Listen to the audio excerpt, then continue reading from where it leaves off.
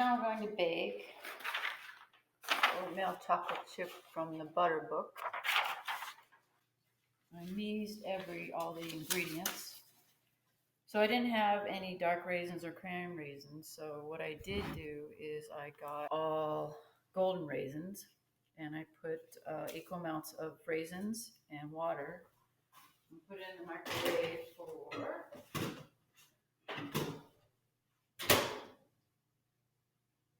plumps up those raisins. Okay.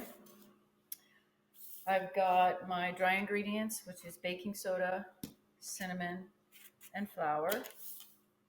I've got my salt, my butter. I've got my sugars, my 1 egg, vanilla. And I'm going to start by putting the butter. So I converted the single recipe from grams to ounces. And it comes out to about 2 sticks of butter. Again, you want room temperature butter of 8 ounces. I'm going to add my salt to that. We learned in the creaming method that salt helps keep that water in the butter, which I think is important, so it doesn't bleed out. Okay. I preheated my oven to 350.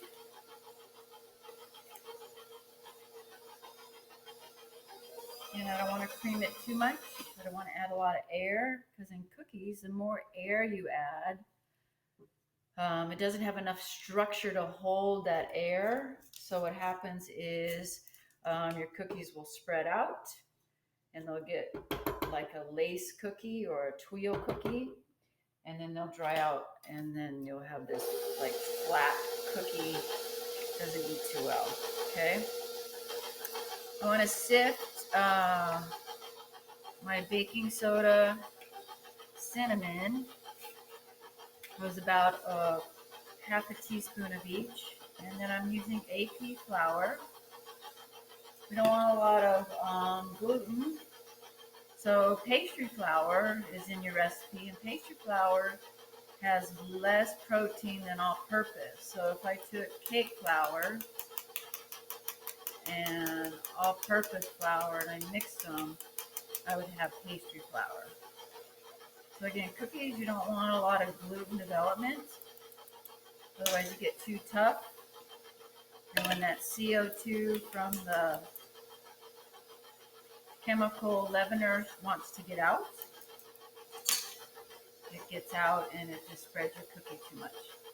Baking soda also helps in browning. So we put it in the cookie to help the cookie to spread, and also to help in the browning of your cookie. Okay. So I've got my butter and salt together. If you don't have, and you always use unsalted butter, otherwise you're going to have to adjust. And I probably wouldn't put any salt in if I was using unsalted butter. I got my regular sugar and I've got my brown sugar. I'm going to put those two in. We learned that sugar is hygroscopic, meaning it's going to absorb any moisture that's in your cookie dough. So again, everything has its purpose, and it's kind of exciting once you understand that, because then you can start to formulate your own recipes, which I think is fun.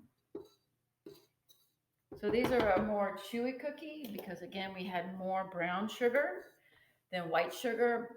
It makes it a chewier cookie, and most oatmeal cookies are chewy, I believe. So I'm going to let that cream a little bit. I'm going to add my vanilla in. Again, I use good vanilla. I'm going to add 2 teaspoons. I want to add it in the beginning so that the butter kind of wraps around that flavor, so when it bakes, it doesn't really evaporate out, because that butter's kind of encapsulated it and holds that in there really good. Okay. I want to cream this until it's all emulsified well. While that's creaming, I'm going to drain my raisins.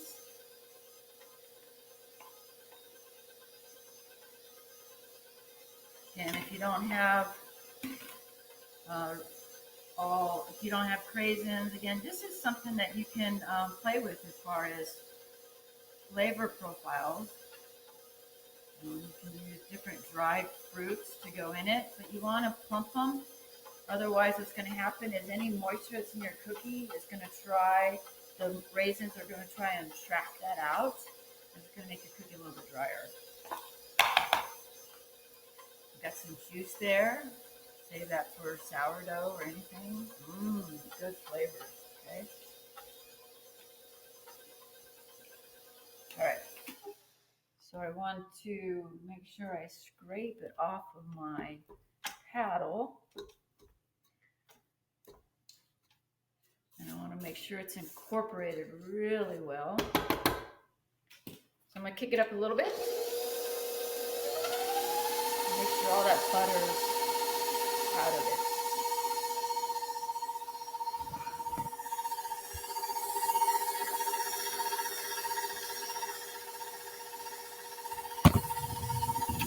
It. Now I'm going to add my egg, which is going to give it structure and help hold, the egg yolk helps hold that emulsification.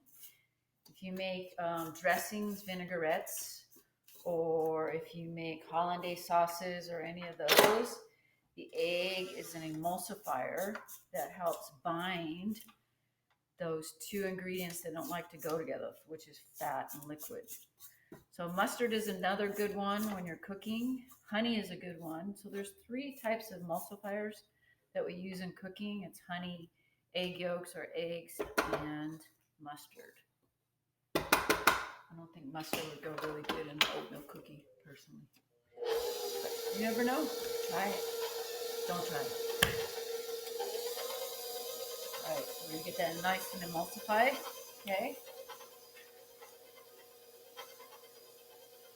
Then we're going to add our dry ingredients. Then we're going to add our raisins.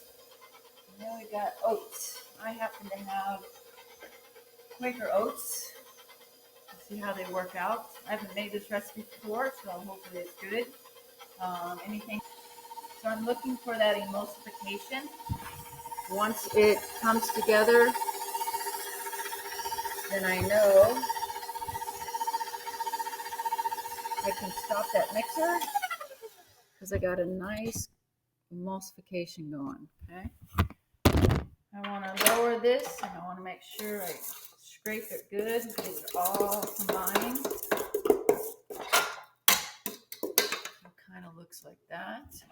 Okay. I'm going to add my dry ingredients. And I always like to scrape using the paddle. I go right against the bowl. Scrape everything off the sides and make sure I get everything on the bottom. If you leave any butter or any residual butter on the bottom, what happens is if you don't incorporate it well, then it gets, then your cookie, your last cookie, kind of like looks like amoeba who's trying to break loose. Just goes like spreads and then it goes. So.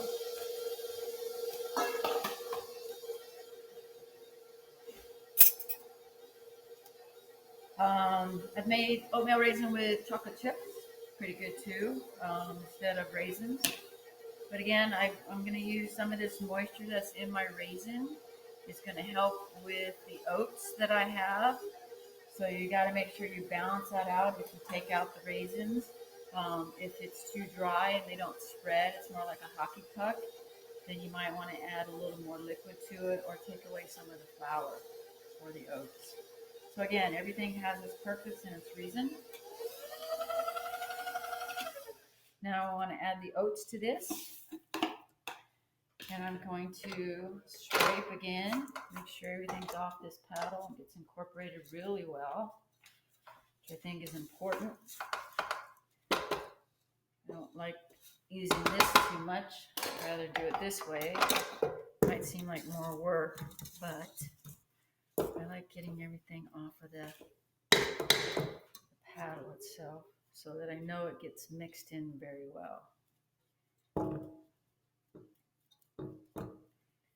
I wouldn't use steel cut oats They will not absorb enough liquid in there to get soft. You could soak them and add steel cut oats. And if you're going to add another grain, just make sure that it's one that will break down as it's mixed. That way you won't get a nice crunchy cookie and break a tube, which I've seen happen. Use C-pan, and I like these silicone mats. They work really well for me. But if you don't have that, use parchment paper. I'm going to kick this up real quick just to get everything off the sides. 5 seconds, and then off. And then I'm going to add my raisins. I don't want to mix the raisins in with the paddle because I don't want to have the paddle chew up the raisins on the side of the bowl. Otherwise you get this, can't identify that it was a raisin anymore. It's just more like fiber, like a banana or something. Okay. And then I'm just going to mix that up really well.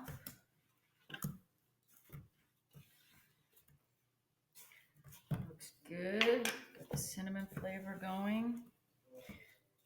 Seems dry to me. So knowing that, I know that I'm going to probably have to press down these cookies so that they spread better. It's good. Now it's feeling more like a good dough.